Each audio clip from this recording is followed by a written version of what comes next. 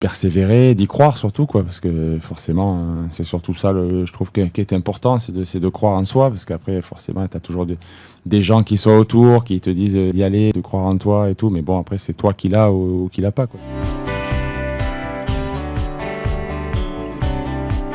Bonjour à tous et bienvenue dans Skills. Aujourd'hui, j'ai l'honneur de recevoir Richard Gasquet. Il vient tout juste d'annoncer la fin de sa carrière pendant Roland-Garros 2025. 23 ans de carrière, 600 victoires, 16 titres ATP, une longévité exceptionnelle, mais surtout un mental, une capacité à traverser les hauts et les bas, a duré dans l'un des sports les plus durs au monde. On va parler de tout ça ensemble, de son parcours, de son mental, de ce qu'il a appris, de ce que chacun d'entre nous peut en tirer dans sa propre vie personnelle et professionnelle. Bonjour Richard. Bonjour. Est-ce que tout ce que j'ai dit est juste déjà ? Très juste, il n'y a rien à dire, la description Tu confirmes était que c'est parfaite. bien 600 victoires Ouais, c'est à peu près ça, 600 victoires, j'ai joué 23 ans de carrière, écoute, ça me résume. Enfin, ça te résume bien. le... Est-ce qu'on peut dire que tu es aussi le deuxième joueur français le plus titré de l'histoire en simple après Noah et ex-aequo avec Tsonga ? Ça doit être ça, ouais. On doit avoir 16 titres. Après Yannick, il a été devant, forcément encore plus avec Roland-Garros, mais ouais, ça fait 16 titres chacun, donc c'est sûr que c'est pas mal. À 9 ans, tu es en une de Tennis Magazine et le titre, c'est le champion que la France attend. Tu as juste 9 ans. À 15 ans, tu gagnes ton premier match ATP.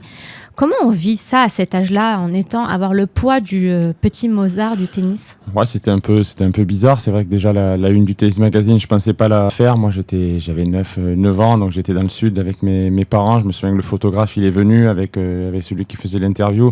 Et moi, j'étais abonné en plus à Tennis Magazine à l'époque, donc je pensais juste faire 2 pages au milieu, un truc un peu normal. Bon, déjà pour un jeune de 9 ans, c'était déjà extraordinaire. Et là, je me souviens que je vais à la boîte aux lettres et je reçois le Tennis Magazine et là, je me vois en une, quoi. T'étais pas au courant ? Non, j'étais pas du tout au courant et c'est vrai que ça m'a j'étais quand même assez timide, assez réservé. Ça m'a un peu, pas choqué, mais c'était un peu spécial. Après, bon, j'étais avec mes parents, mes amis, donc j'avais un cocon autour, donc je me rendais pas forcément compte des choses, mais je me souviens quand même que ça m'avait un peu choqué de me retrouver à 9 ans sur la couverture de magazine que je lisais, qui était important à l'époque quand même. C'était ce magazine, c'était pas rien, c'était suivi, donc ça m'avait fait un peu bizarre quand même.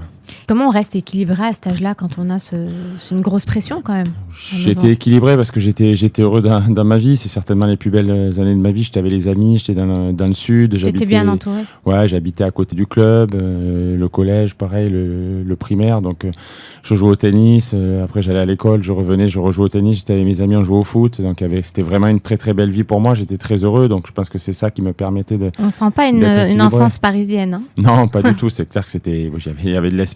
J'avais beaucoup de. C'était où ? C'était à côté de Béziers, ouais, dans le sud de la France. Donc c'est vrai que j'ai eu une belle enfance. Après, je dirais que ça a été plus difficile quand j'ai eu 15, 16, 17 ans. Là, le tennis, et forcément, il y avait plus d'attentes. J'étais plus connu. J'avais très bien joué à Monaco. Dès que j'ai gagné ce match là-bas, c'est sûr que ça... C'est là où tu gagnes ton premier tournoi ATP ? Premier match ATP.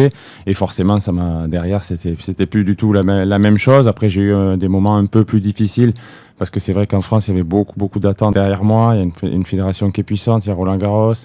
Il y avait beaucoup de médias, donc c'était pas toujours facile à vivre. Je pense que quand tu as 15, 16, 17, c'est là où tu as envie de vivre avec un peu moins de stress sur les épaules, forcément, pour mieux progresser. Et c'est vrai que c'était pas évident. Autant après que tu as 20, 25, 26, 27 ans, forcément, la pression, elle arrive. Même 20, 21 ans, la pression, elle est là. Tu sais que tu vas avoir du poids. Le tennis, c'est un sport qui est populaire, qui est suivi, mais c'est vrai que quand tu es jeune, je pense que c'est pas évident parce que tu as une étiquette derrière de quelqu'un qui est obligé de réussir. C'est pas toujours facile à porter, quoi. Et là, tu arrives à le porter parce que tu dis que tu es bien entouré. C'est ça qui t'a aidé ? Quand j'étais jeune, ça allait. J'avais pas de problème. Je me rendais pas compte des choses. J'étais bien entouré aussi. C'est plus un peu plus tard que ça a été plus difficile à gérer. Mais bon, après, c'est vrai que c'est le lot de tous les sportifs, tous les tennisman. Mais c'est vrai que moi, j'étais quand même très précoce et en France, j'ai été très très suivi depuis tout jeune, quoi. Et tu fais comment à ce moment-là, justement, quand t'as pas 9 ans, t'as 15, 16 ans, début de la vingtaine, et que tu sens cette grosse pression, tu te retournes vers quoi, vers qui, pour retrouver les ressources nécessaires pour gérer cette pression ? Forcément vers mes parents. Je pense que la carrière d'un joueur de tennis professionnel... C'était tes premiers coachs. Ouais, mon père, c'était mon premier coach. Je pense que tout vient des parents. On le voit aussi sur les autres joueurs. Je pense que il faut une structure familiale qui est solide, parce c'est eux qui t'accompagnent à un tournoi, c'est eux qui sont là. Il y a des défaites, il y a des victoires. Donc si t'as pas un socle familial qui est solide, c'est pas évident. Après, je me suis reposé sur divers entraîneurs. Il y en a avec qui ça a pas trop marché. Après, il y en a un autre avec qui ça a marché. Forcément, je suis bien revenu, mais c'est vrai que c'est important d'avoir du monde autour, d'avoir un entraîneur qui est fort, qui a de l'expérience, qui prend parfois des coups à ta place quand tu as des défaites, qui est fort pour faire face aux médias, aux critiques. Et oui, c'est surtout mon entraîneur et mes parents. Et je pense que dans une carrière de joueur de haut niveau, c'est capital d'avoir des gens solides autour de toi. Qu'est-ce qui t'ont transmis tes parents ? Qu'est-ce qui t'a aidé à tenir justement sur la durée ? Déjà, j'ai eu de la chance quand même, parce que moi, c'était pas prédestiné que j'ai fait. C'était pas... on s'est jamais dit tu vas être numéro mondial, tu vas gagner tous les tournois. C'était pas un projet familial. Après, forcément, quand j'ai bien joué, que j'étais bon jeune, c'est sûr que derrière on a continué, et mes parents ils m'ont poussé, mais ça a toujours été avec envie. J'adorais ça, j'étais passionné par le jeu. Après, évidemment, il y a eu beaucoup de discipline aussi, parce que c'est sûr que le tennis ça reste une passion, mais après pour progresser, il faut quand même être très discipliné jour après jour, parce qu'il y a beaucoup de joueurs qui jouent, il y a une forte concurrence, donc il faut quand même, dès le plus jeune âge, il faut être fort, voilà, dans la tête, le physique pour progresser, parce que c'est vrai que c'est un sport qui est difficile. Est-ce qu'il y a des phrases que ton père te disait souvent et que tu n'oubliais pas justement pour faire face en fait à cette adversité, à cette pression, où il y a des choses qu'il te disait de faire, qui étaient un peu des rituels? De me battre jusqu'au dernier point, voilà, c'était ça le plus important. C'était surtout de ne pas lâcher, parce que parfois j'ai lâché, ça m'arrivait un peu, pas souvent, mais quand ça m'arrivait, c'est vrai qu'il n'était pas très heureux, pas très content, donc je pense qu'il me le disait, et c'est vrai que c'est rentré dans ma tête. C'est important quand tu es jeune d'avoir les bonnes bases, les bonnes habitudes, parce que c'est quand même que là tout se façonne entre 10 et 15 ans, c'est là où... C'est quoi concrètement les bonnes habitudes? C'est se battre sur le court, c'est tout donner, c'est bien s'entraîner, c'est être sérieux, c'est pas lâcher pendant le match. C'est le sport, il y a des victoires, il y a des défaites, mais en tout cas le jeune il doit tout donner pour essayer de gagner le match, et c'est forcément les plus téméraires et les meilleurs au niveau mental et au niveau de l'attitude qui quand même se retrouveront sur l'ATP Tour plus tard, quoi. Quand tu parlais d'entraîneurs juste avant, c'est lesquels qui t'ont le plus marqué, ceux qui t'ont entraîné, tes coachs? Il y a eu d'abord mon père, parce que si je joue, c'est grâce à lui, parce que c'est lui qui m'a fait commencer. Après, il y a eu Eric de Blicker, je pense que ça s'est bien passé, parce que j'avais un moment justement un peu difficile.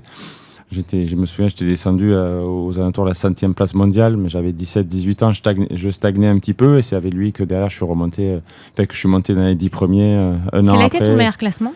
7e. Il a été il m'a beaucoup aidé. Après, j'ai eu des très très bons entraîneurs aussi. J'ai eu quand même quasiment les meilleurs dans ma carrière, et après c'est sûr que c'est important, encore plus quand tu es jeune, parce que c'est eux qui te poussent, c'est eux qui ont l'expérience, c'est eux qui te mettent dans la bonne direction. Donc je pense que c'est capital d'avoir des bonnes personnes, surtout quand tu es jeune et que tu vas progresser. Et c'est quoi pour toi un bon coach? Je dis bien pour toi. Un bon coach, c'est un mec qui donne sa vie pour toi, quoi. Le tennis, c'est 24 heures sur 24, à part la nuit, forcément.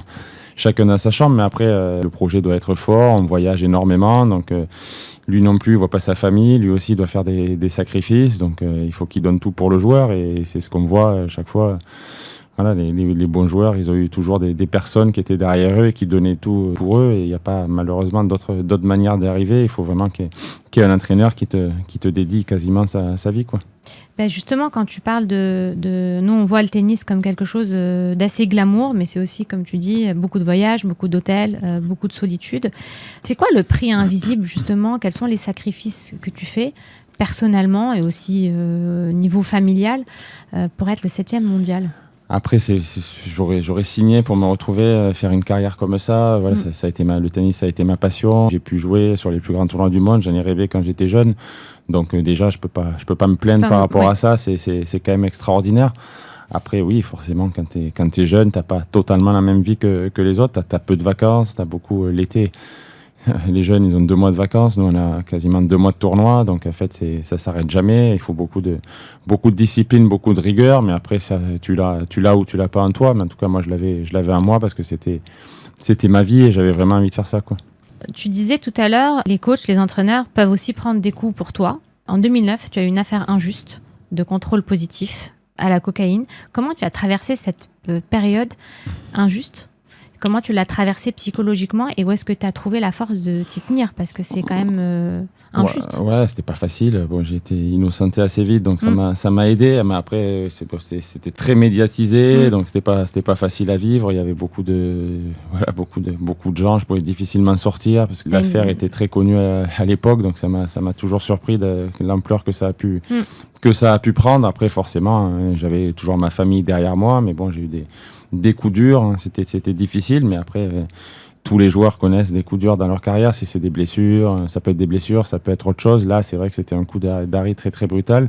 Mais bon, j'ai quand même réussi à m'en sortir. Je pense que la passion du tennis qu'il a emporté. Je me suis reconstruit petit à petit. J'ai remis les bases, l'entraînement, du calme, un socle familial autour de moi, et après j'ai réussi à m'en sortir. Mais c'est vrai que tu as parfois dans une carrière des moments qui sont compliqués, et celui-là forcément ça en fait grandement partie. Ça a pris du temps pour te reconstruire. Tu as été arrêté 2 mois, il me semble. Tu as suspendu 2 mois. 2 mois, mais après bon, ça a été difficile parce que oui, t'étais fatigué, forcément il y a eu une période qui est compliquée. C'était très suivi, donc tu peux avoir un peu des séquelles derrière, mais après j'étais heureux de rejouer, heureux de repartir, donc je m'en suis sorti quand même assez vite, et j'ai fait des résultats 6 ou 7 mois après. Ça a pris quand même un peu de temps, mais bon, j'ai réussi quand même petit à petit à m'en remettre. Mais je pense que c'est vraiment parce que j'avais envie de jouer, que le tennis était ma vie, quoi. C'est plus important. Oui, le tennis était le plus important. Après, j'avais eu des périodes difficiles quand j'étais jeune aussi. Parfois tu perds, parfois tu gagnes. Donc je pense que les sportifs de haut niveau, ils ont là quand même l'habitude et cette capacité à rebondir. De toute façon, c'est obligatoire si tu veux faire une carrière. Et je pense que dans ma carrière, j'ai réussi quand même à rebondir pas mal de fois. Et c'est vrai que c'est important. Oui, en tout cas, moi, en préparant cette interview, c'est ce qui ressortait le plus. Enfin, ce que j'avais en tête, c'était vraiment la résilience, la persévérance, l'art de rebondir. Et je fais le parallèle, en fait, avec ce que tu dis. Tu sais, dans mon métier aussi de coaching de dirigeants d'entreprise, parfois, eux aussi, ils sont frappés par des choses un peu injustes à cause d'erreurs d'autres personnes. Et c'est compliqué. C'est compliqué à accompagner. C'est pas toujours évident, surtout quand les personnes le prennent de façon très personnelle. Ouais, c'est sûr que c'est compliqué. Je pense que c'est à peu près les mêmes mécanismes. C'est vrai qu'eux aussi, ils ont beaucoup de responsabilités, de choses à gérer, et surtout, ils ont peu de temps pour une vie de tous les jours, parce que je pense qu'il y a énormément de travail. Donc, je pense que ceux qui arrivent, que ce soit des sportifs ou des grands chefs d'entreprise, forcément, c'est à force de beaucoup de travail et beaucoup de discipline et beaucoup de rigueur, quoi. Tu as eu de nombreuses blessures. Et pendant ces périodes d'arrêt, qu'est-ce qui t'a permis de garder le moral et de revenir à chaque fois ? Tous les joueurs ont des blessures. Le jeu est très, très difficile. Moi, j'ai commencé à 3-4 ans, donc le corps, j'ai joué tous les jours, quasiment. Donc, quand tu dis tu commençais à jouer tous les jours, tu commençais à jouer tous les jours dès l'âge de 3 ans ? Non, pas à 3 ans, mais après 4, 5, 6 ans. Tu joues beaucoup, et à partir de 9, 10, 11, 12 ans, t'es pas professionnel. Mais si tu joues tous les jours. Tu joues énormément de matchs, donc t'as des traumatismes qui arrivent assez vite. Et après une carrière de haut niveau, forcément, c'est un sport qui est traumatique, c'est compliqué de ne pas avoir de blessures. Je n'en ai pas eu tant que ça non plus, surtout que j'ai joué longtemps. Mais après, oui, c'est dur, quoi. C'est des moments où tu souffres un peu, tu as pas mal de solitude, pas mal de stress, tu espères que ça va passer vite, que tu vas rejouer. Donc c'est des phases qui sont compliquées. La blessure pour un joueur de tennis ou un sportif de haut niveau, c'est vraiment très très difficile à gérer, quoi. Est-ce que tu as eu des moments de doute extrême où tu t'es dit je vais tout arrêter, ou tu as pensé tout arrêter ? Un petit peu à la période 17, 18 ans. J'ai eu des mois un peu compliqués où j'arrivais pas à monter au classement. Enfin, ça n'a pas duré trop longtemps parce que là, j'ai quand même très très bien joué assez vite, mais bon, j'ai eu des périodes un peu difficiles à ce moment-là. Après, plus tard, oui, j'ai eu des défaites difficiles où pendant quelques heures, tu te dis que tu vas tout arrêter, mais après, tu reviens parce que c'est quand même ce que t'aimes faire. T'as toujours envie de progresser, mais c'est vrai que le tennis, c'est toujours une perpétuelle remise en question parce qu'il y a beaucoup, beaucoup de défaites.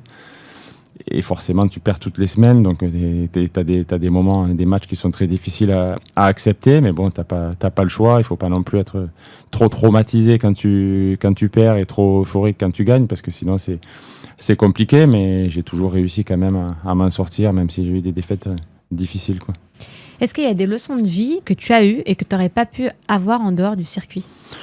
Une leçon de vie, c'est que surtout, quand même, quand tu travailles, forcément, il faut du talent pour réussir. Ça, c'est sûr que t'as pas c'est clair que c'est dur de dire le contraire. Mais après, le travail, la persévérance, quand même, et la rigueur, et surtout, je pense que pensais à ça quasiment toute la journée. Je pense que c'est ça qui m'a permis de faire une aussi longue carrière. Et quand je vois les autres joueurs, enfin les meilleurs en tout cas, je vois très bien qu'ils ont ces choses-là. Je pense que le tennis passe avant tout. Il faut être très très professionnel et je pense que c'est surtout ça le plus important. Et si j'avais un joueur à entraîner, c'est sûr que c'est ça que je mettrais en avant.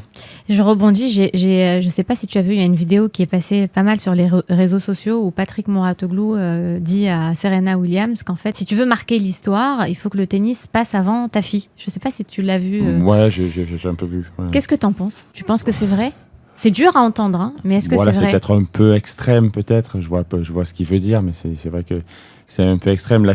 Ta fille, tes enfants, je peux pas dire, j'en ai pas, donc c'est compliqué pour moi de parler de ça. Mais après, que le tennis doit passer avant tout pour marquer l'histoire. Oui, pour marquer, même pour être dans les 100 premiers mondiaux, la meilleure version de toi-même. C'est sûr qu'il faut tellement d'entraînement, tellement de récupération et tellement de temps pour repartir sur le court et tout, que si tu as trop de distractions à côté, c'est sûr que ça va être compliqué. Après, il faut un juste milieu aussi, parce que on n'est pas des robots non plus, donc il faut quand même être heureux sur le court si tu veux réussir à faire une bonne performance.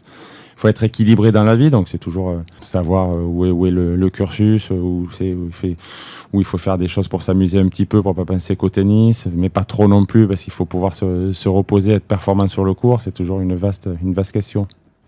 Il y en a beaucoup sur le circuit qui sont là avec leurs enfants. Tu les vois, il y en a qui arrivent à gérer, à être avec les deux. Il y en a pas mal. Il y a pas mal de femmes qui ont des enfants. J'imagine que c'est quelque chose de pas évident, mais en tout cas, oui, il y a quand même pas mal d'enfants sur le circuit. Mais après, ils ont toujours beaucoup de familles autour, donc il y a pas mal d'aide aussi pour eux, quoi. Wimbledon 2007 contre Roddick. T'es mené 2-7-0 et tu renverses totalement le match. Concrètement, dans ta tête, qu'est-ce qui se passe à ce moment-là ? C'est un match compromis et tu le renverses. Il se passe quoi ? Et là, t'es en demi-finale. Ouais. T'essaies de donner tout jusqu'au bout. Un match de tennis, c'est jamais fini. On a toujours vu des renversements dans des parties. Donc forcément, c'est ce que je me disais, même si j'étais très très mal embarqué dans le match. Je me suis dit qu'avec une petite porte de sortie, ça peut arriver. Le mec peut moins bien jouer en face. Toi, tu peux prendre confiance petit à petit. Et c'est ce qui s'est passé. Et après, c'est vrai que tu peux perdre, tu peux gagner, mais ce que je sais, c'est qu'il faut toujours tout donner pour respecter le sport et le tennis et toi-même. Il faut donner le maximum. Après, tu as le droit de perdre, mais en tout cas, de pas tout donner jusqu'au bout, ça non. Et d'ailleurs, c'est pour ça que j'ai quand même remporté quelques matchs où j'étais pas très très bien, mais je me suis toujours dit ça un peu dans ma tête, de donner jusqu'au bout, de pas lâcher jusqu'à la dernière balle, et parfois ça marche. Donc, tant que le match n'est pas fini, on continue. On fait comme si on avait toujours une chance de gagner. Oui, ça c'est sûr qu'il faut. Il n'y a pas le choix si tu veux réussir à gagner. Parfois, il y a des moments qui sont difficiles. Tu joues pas très bien. Tu as des parties où tu es fatigué, où tu peux être un peu blessé, mais il faut réussir à s'en sortir. Il y a des jours où tu es mal, parfois dans la tête, dans le physique. Donc, il faut quand même réussir à gagner. Et si tu gagnes au tennis, tu ne gagnes pas des matchs qu'en jouant bien et qu'en étant au top. Donc, il faut réussir justement à savoir gagner ces matchs-là où tu n'es pas très très bien et à donner tout jusqu'au bout. Et après, il peut y avoir des renversements de situation. Et quand tu n'as plus rien à perdre, c'est là où tu prends le plus de risques ? Oui, c'est sûr, quand tu n'as plus rien à perdre, c'est clair qu'il y a des parties plus faciles que d'autres. Parfois, tu joues des meilleurs que toi, donc tu n'as rien à perdre, tu te lâches un peu plus. Parfois, Alors qu'en face, c'est l'inverse. Comme il est prêt de gagner, j'imagine, il prend moins de risques. Oui, après, ça dépend qui tu joues, parce que ça m'est arrivé de jouer Nadal ou Federer. Ils prenaient quand même les mêmes risques et c'était difficile.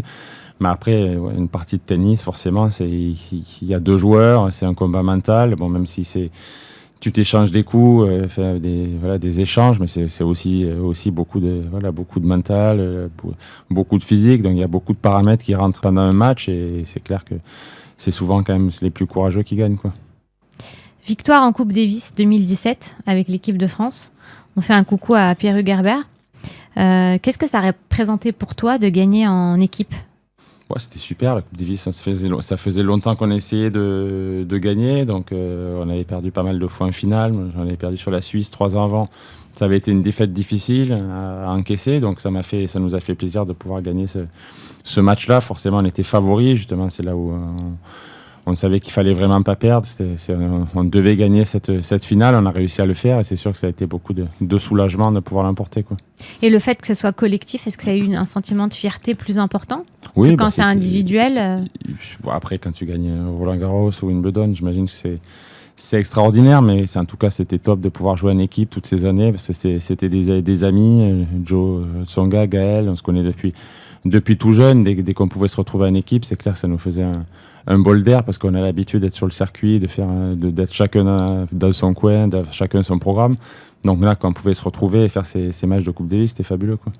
Est-ce que dans le tennis, on se fait des bandes d'amis ou est-ce que le sport est tellement compétitif qu'en réalité, c'est très solitaire? Ça nous arrive. Ça se passe comment? On dîne entre Français pas mal de fois, mais après, il y a le tournoi qui commence, il y a des voyages, il y a des victoires, des défaites. Donc il y en a qui partent. Donc c'est très compliqué de se retrouver. Mais après, quand j'étais avec les autres joueurs français, ça nous arrive de dîner pas mal de fois le soir. Mais après, c'est pas facile non plus parce que le programme est tellement chargé, il y a des matchs, il y a des entraînements, de la récupération. Donc après, quand le tournoi commence, chacun est quand même de son côté, quoi. Comment tu t'organises justement? Parce que le calendrier est très dense et tu as géré ça pendant 20 ans. Donc tu joues, tu t'entraînes, tu récupères, tu revoyages. Si on devait parler un peu d'organisation, tu t'organises comment? Déjà, tu as quelqu'un qui fait les voyages, ton agent, mes parents aussi qui le faisaient, mais c'est vrai que c'est atypique parce que parfois on te dit tu peux profiter quand tu as perdu. Ça me l'a souvent dit dans ma carrière, mais c'est bien, tu as perdu, tu vas pouvoir rester un jour ou deux. En fait, jamais, quoi. Tu vois, dès que tu perdais, tu partais 1 heure ou 2 heures après, tu étais dans l'avion parce que tu as un tournoi justement à préparer, tu as un décalage horaire à absorber. Donc, c'est une vie où tu as peu de temps et toutes les heures sont comptées. Donc, c'est vrai que c'est un sport. C'est quasiment le seul sport où tu voyages en Australie, aux États-Unis, dans le monde entier, quasiment toutes les semaines. Et c'est vrai que physiquement, c'est quand même fatigant, quoi. Aujourd'hui, tu termines une carrière de 23 ans. Comment tu définis le succès pour toi? Là où je veux en venir, c'est que tu restes compétitif malgré la domination des monstres de ton époque, Roger, Federer, Djokovic, Nadal. C'est quoi le succès pour toi? Pour moi, c'est d'avoir tout donné, d'avoir fait le maximum. Après, c'est sûr que quand tu commences une carrière, tu as toujours envie de gagner un grand chelem. Quand tu es 7e, tu vas être 6e, tu vas être 5e, 4e. Ouais, tu as toujours envie de faire mieux. Tu es un compétiteur, donc tu essayes toujours de gagner tous les matchs auxquels tu joues. Mais là, quand je me retourne derrière ma carrière, je suis heureux. Je sais quand même que j'ai tout donné. Après, il y a eu des moments où j'aurais pu mieux faire les choses, où j'aurais pris d'autres choix avec l'expérience que j'ai aujourd'hui. Mais en tout cas, j'ai tout donné. J'ai donné 23 ans au tennis et j'ai quand même pensé qu'à ça et je peux être fier quand même de ça. Donc, je pense que c'est se retourner sur sa carrière et pas avoir de regrets. Et c'est quand même mon cas, quoi. Qu'est-ce qui t'a permis de durer aussi longtemps? Déjà un peu de chance parce que j'ai pas été trop blessé sur les dernières saisons. Après, qu'est-ce qui te permet de durer? C'est la discipline, quoi.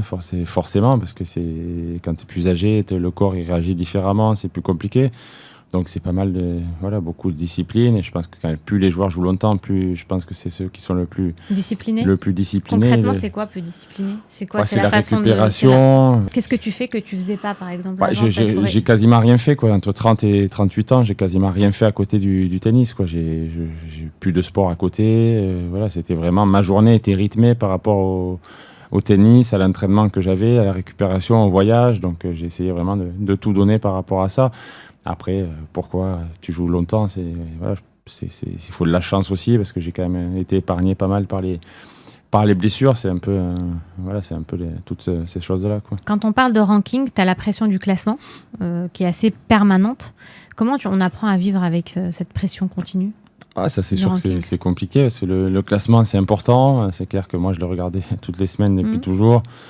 Tu as envie d'être top 100, après top 10, donc c'est sûr que tu perds des points, tu as des semaines où... Il se passe quoi quand tu es blessé d'ailleurs au niveau du ranking? Tu dégringoles, quoi, tu chutes. C'est horrible. Ouais, tu chutes, mais bon, c'est comme ça. Après, c'est pas facile de revenir, tu as le classement qui descend, et c'est vrai que c'est compliqué, mais bon, en France, on est habitué quand même depuis tout jeune, je pense qu'on a beaucoup de classements. Moi, quand j'étais jeune, c'était important quand même de ne pas perdre sur des joueurs moins bien classés, forcément. Donc j'ai eu l'habitude de ces choses-là. Après le match, même à 11-12 ans, pour moi, là, quand tu joues en contre, ça s'appelle, c'était important pour moi de ne pas perdre. Après, j'ai retrouvé ça sur le circuit principal, quoi. Dans les moments difficiles, comme dans les succès, qui étaient les personnes qui t'ont aidé à tenir ? Parmi ta famille, tes amis, ou est-ce que parfois tu t'es senti seul ? Quand je gagnais, je changeais pas trop d'attitude, quoi, que je gagne ou que je perde. C'est ce que tu disais tout à l'heure, pas euphorique quand tu gagnes et pas trop traumatisé quand tu perds. Ouais, j'arrivais quand même à garder la tête froide par rapport à d'éventuelles victoires où j'étais en demi de Grand Chelem.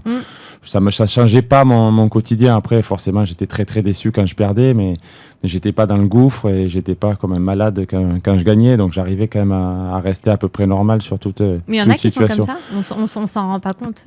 Ça dépend des joueurs, quoi. Ça dépend. Il y a des joueurs qui sont après des défaites, qui ont du mal à s'en remettre.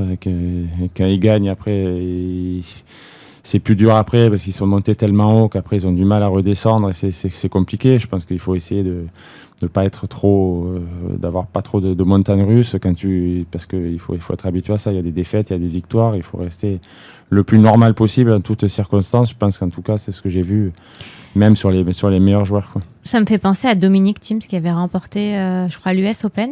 Qu'est-ce qui s'est passé ? À ton avis, pourquoi il est jamais revenu après avoir gagné un tournoi de Grand Chelem ? Il a beaucoup forcé. Je pense qu'il a eu tellement d'entraînement, tellement de tout donné pour réussir à gagner cette US Open qu'après il a eu une petite redescente un petit peu derrière. Après il y a eu les blessures. Il a un peu moins de motivation, donc ça peut arriver. Ça dépend un peu des joueurs, mais lui en tout cas c'est ce qu'il a un peu eu. Après il y en a d'autres. Wawrinka par exemple, il joue toujours. Il a 39 ans. Même s'il a gagné les grands chelems, donc ça dépend un peu des joueurs. Mais Thiem, je pense que c'était un peu ça, quoi. Donc tu penses que ça ne lui a pas servi d'avoir gagné ou si ? J'aimerais bien. T'aurais aimé être à sa place, mais avoir finalement combien ça a duré ? Je sais pas je sais même plus. Il fait plus partie. Il a arrêté, mais après il a eu une carrière. Il a arrêté ? Ouais, il a arrêté l'an passé, mais bon, il a eu une carrière fabuleuse. Il a gagné un grand chelem, fait finale à Roland-Garros, donc. Je le plains pas tant que ça non plus. Je pense qu'il y a des carrières beaucoup plus difficiles que la sienne. Il a arrêté à quel âge ? Jeune, 32, 31 ans, c'est pas... Je pensais plus jeune. Ouais, plus jeune. 30 ans peut-être, c'était pas l'horreur non plus, mais en tout cas, il a eu une carrière quand même magnifique et il faut le féliciter par rapport à ça, quoi. Je pose souvent des questions assez concrètes dans Skills sur l'argent et sur le business. L'idée n'est pas du tout intrusive, mais pédagogique, pour bien comprendre un peu l'envers qui est un sport, mais qui est aussi votre métier. Au plus haut niveau, on voit certains joueurs arriver avec plusieurs personnes, avec du staff autour d'eux. Est-ce que concrètement, c'est le prize money qui permet de couvrir ses coûts, ou alors c'est plutôt les contrats de sponsoring qui permettent d'entretenir cette structure ?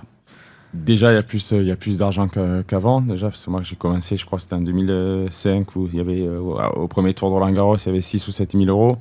Aujourd'hui, il y en a 85 000, donc ça a totalement changé. Ça n'a plus rien à voir. Le business du tennis, il monte d'année en année. Il y a de plus en plus de monde, il y a de plus en plus de sponsors. Donc le sport marche, et c'est grâce à ça que les joueurs quand même peuvent payer des structures, parce que c'est important pour progresser d'avoir un kiné, un entraîneur physique, un entraîneur tennis. Donc il y a beaucoup de personnes qui voyagent avec les joueurs, mais après c'est quand même pas mal d'argent. Je pense qu'il y a quand même beaucoup de frais aussi dans le tennis. Il y a quand même les hôtels à payer, tout, les hôtels, les voyages. Donc c'est quand même un sport où tu as beaucoup de frais. Et c'est vrai qu'aujourd'hui quand même les prize money ont bien évolué, mais après c'est les contrats de sponsoring, ça reste quand même pour une élite, quoi. C'est quoi l'élite ? C'est pour les 15 ou 20 joueurs. Les 15-20 premiers mondiaux. 20 premiers. Après, c'est quand même beaucoup plus difficile. Mais en tout cas, après les prize money, quand tu es dans les 100 premiers, ça va.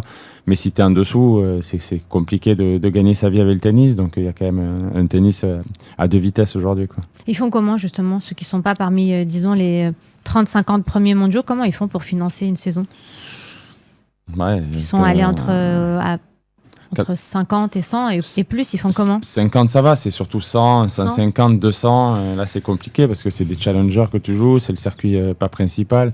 Tu as quand même des frais, donc tu investis beaucoup. Il y a beaucoup dans le tennis, c'est un sport qui est cher, il y a beaucoup de voyages, donc tu investis quand tu es jeune. Et après, oui, il y a des joueurs qui sont à perte. Après, oui, quand tu joues Roland-Garros, forcément, c'est plus glamour, il y a plus de prize money. Mais pour arriver à ça, il y a quand même pas mal d'investissements pour payer toutes ces structures et tous ces voyages, quoi. Parmi les 10 premiers mondiaux, qu'est-ce que tu as vu comme en termes de staff ? Il y en a qui arrivent avec 40 personnes, par exemple ?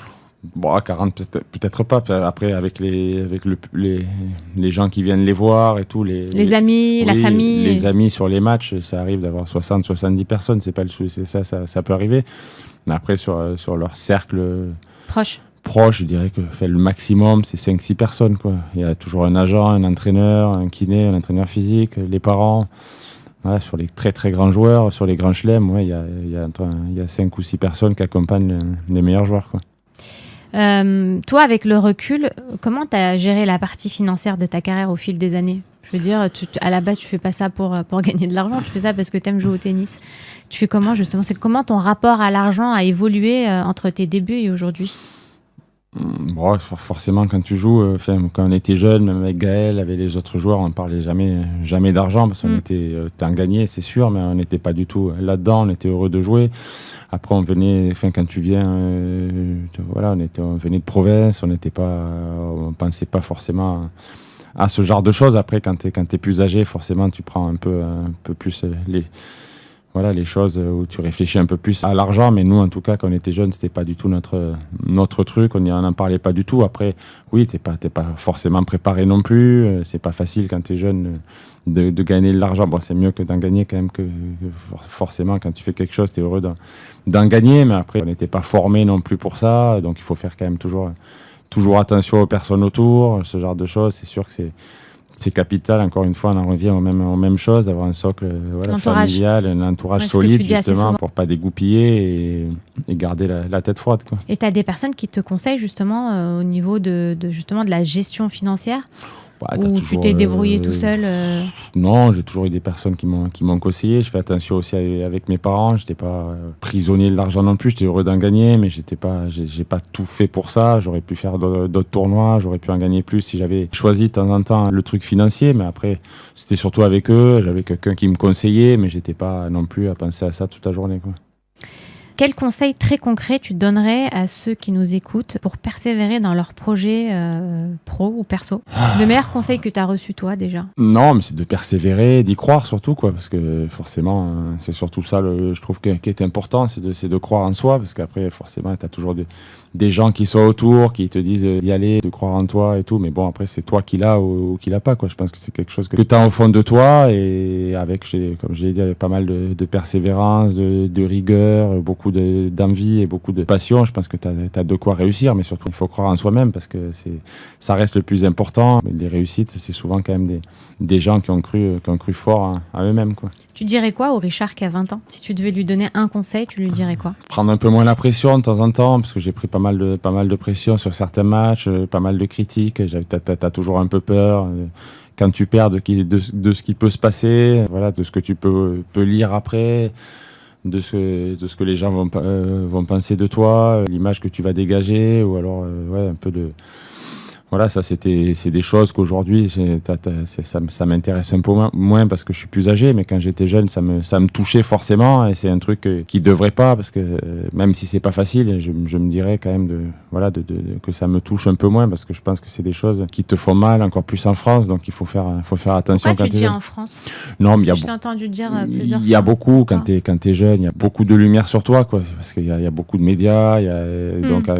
ça, c'est un peu moins dans les autres pays, quoi, vraiment, quand t'es jeune, c'est par exemple, dans quel autre pays où c'est moins Non, mais nous, il y a une grosse fédération, il y a Roland Garros, donc dès que ça gagne un petit peu très jeune, voilà, on est vite encensé, alors qu'il n'y a pas de quoi, la carrière elle est longue, il faut laisser justement les jeunes le plus tranquille possible, parce qu'après, les images et ce que tu peux ressentir, ça peut être compliqué. Voilà. Qu'est-ce que tu dirais aussi aux personnes qui sont pas dans le tennis, mais tu vois, qui gèrent des entreprises, parce que moi je compare souvent l'entrepreneur à un sportif de haut niveau, qui pense que se faire coacher, c'est en fait une déclaration de faiblesse. Qu'est-ce que tu en penses ? C'était un peu ça à l'époque, hein. Moi, quand j'ai commencé il y a une vingtaine d'années, 25 ans, c'est ce qu'on se disait, quoi, que les joueurs qui avaient recours un peu à pas des psychologues ou des coachs mentaux, il est faible, il faut pas montrer ses faiblesses. Mais bon, c'est plus le cas aujourd'hui. Justement, c'est bien de pouvoir se faire accompagner, d'avoir du monde d'avoir quelqu'un qui t'aide, parce que c'est la partie mentale, elle est quand même très importante. Et aujourd'hui, on le voit dans les sportifs de haut niveau, il y en a de plus en plus, et encore plus les meilleurs joueurs. Donc c'est important de se faire accompagner, parce que tu as du stress, tu as beaucoup de choses, et il y a beaucoup de mécanismes justement pour essayer de progresser, d'être calme, de prendre les bonnes décisions. Donc c'est important d'avoir quelqu'un aujourd'hui qui t'aide, quoi. Quand tu as commencé, il y avait des coachs ou pas, pas tant que ça? Il y en avait, parce que là j'ai l'impression que c'est à tous les coups, si c'est pas le coach, c'est le papa. Il y en avait un petit peu, mais moins qu'aujourd'hui. Aujourd'hui, il y a quand même, c'est plus dans l'air du temps. Il y avait 25 ans, c'était un peu moins le cas. Donc, il y en avait, les joueurs déjà avaient recours à ça. Mais aujourd'hui, c'est quand même quasiment ça systématique. Ça s'est démocratisé. Ouais, ça s'est démocratisé, on en parle plus. C'est quand même, l'air est quand même différente aujourd'hui, quoi. Tu penses que toi, dans le business, ça devrait être pareil? Bah oui, je pense que ça devrait être pareil. Parce que bon, tu as pas mal de responsabilités aussi. Voilà, tu as envie que l'entreprise elle marche, et donc c'est bien d'avoir quelqu'un qui peut t'aider justement à atteindre ses objectifs, quoi. Quels sont tes projets? Bah, déjà me reposer un petit peu, parce que j'ai pas trop pu avec tous les tournois que j'ai pu avoir à droite à gauche. Déjà se reposer un petit peu, après forcément revenir dans le tennis, parce que c'est quand même ma passion, c'est ce que j'ai toujours aimé. Donc après, sous quelle forme, avec qui, ça reste à définir. C'est un peu flou, mais je sais que c'est un milieu que j'aime. J'ai beaucoup d'amis aussi. Voilà, après quoi exactement, on verra. J'ai pas de pression par rapport à ça, mais je sais que tôt ou tard, je reviendrai dans le milieu, quoi. Et tu as pas peur justement d'avoir une vie justement trop calme, sans voyage, avec des habitudes, tu vas pouvoir aller au supermarché? Non, mais j'ai pas peur, parce que il faut savoir s'arrêter. S'adapter. Il faut s'adapter. Si j'avais pu continuer à jouer, je l'aurais fait, parce que j'ai toujours aimé ça. Mais bon, je suis heureux aussi de m'arrêter, donc il faut savoir. C'est une grosse décision aussi de s'arrêter. Mais non, parce que moi ça a été facile, parce que je me suis arrêté à quasiment 39 ans. J'ai 39 ans la semaine prochaine, donc je peux pas trop jouer plus. Donc j'ai eu la chance de pouvoir m'arrêter sans blessure, de pouvoir m'arrêter à Roland-Garros. Donc j'ai beaucoup de chance par rapport à ça, et ça m'aide à être serein quand même pour la suite. Donc sincèrement, j'ai pas de soucis aujourd'hui à m'être arrêté, quoi. Il y en a qui arrivent pas à arrêter, qui continuent, qui ont été classés parmi les 50 premiers mondiaux, et qui aujourd'hui sont 200e et continuent parce qu'ils ont peur justement de revenir à une vie trop normale. Je sais pas exactement. Il y en a forcément. Après, il faut, je pense, même quand tu t'arrêtes, il faut avoir quand même t'as envie de te reposer un petit peu, mais après, tu as aussi besoin d'objectifs, de challenges, d'avoir quelque chose qui te donne envie de te réveiller le matin, voilà, d'avoir des choses en tête. Et je sais que ce sera mon cas, donc j'ai pas de problème par rapport à ça. Je sais que je vais pas tourner en rond, parce que j'aurai pas mal de choses à faire par la suite. Après, c'est sûr que jouer au tennis, c'est fantastique. Je retrouverai jamais certainement l'adrénaline, la même challenge. Ouais, du public, du monde, ce que j'ai pu vivre. Mais après, la vie, c'est pas très grave, il y a autre chose. Est-ce que tu devrais, par exemple, être coach d'un sportif, ou tu devrais plutôt commenter Non, commenter pas spécialement. C'est pas un truc qui me vient en tête là, comme ça. Oui, coach d'un joueur, pourquoi pas. Après, c'est sûr que j'ai beaucoup voyagé, donc c'est compliqué de revoyager 40 semaines par an comme j'ai pu le faire, mais après aider quelqu'un, aider des joueurs français, pourquoi pas, ça peut dans l'avenir m'intéresser, quoi. C'est un rituel dans Skills, puisque la qualité amène la qualité. Est-ce que toi, il y a une personne que tu trouves inspirante, que tu vas parrainer en fait dans Skills? C'est un peu comme ça que toi, tu aimerais écouter en fait dans le podcast, qui n'est pas obligé d'être dans le milieu du tennis, hein, que tu aimerais que j'invite. Tu dis tiens, ça serait bien de l'écouter parce que c'est quelqu'un qui est inspirant.